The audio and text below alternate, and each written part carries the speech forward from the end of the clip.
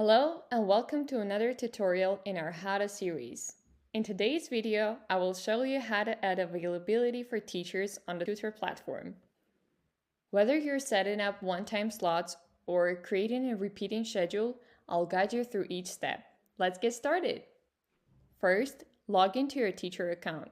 Once logged in, go to the calendar section. Next, click the plus availability button to start adding availability slots.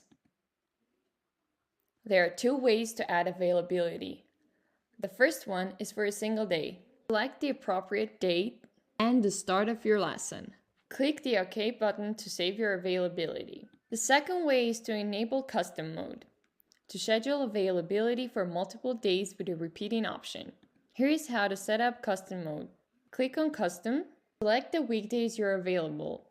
For example, select the dates, select time, for example, set the slot duration, which is the length of each lesson.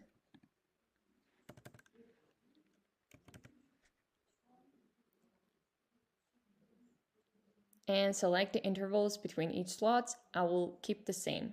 Click the OK button to save your availability. You will see the slots appear on your calendar.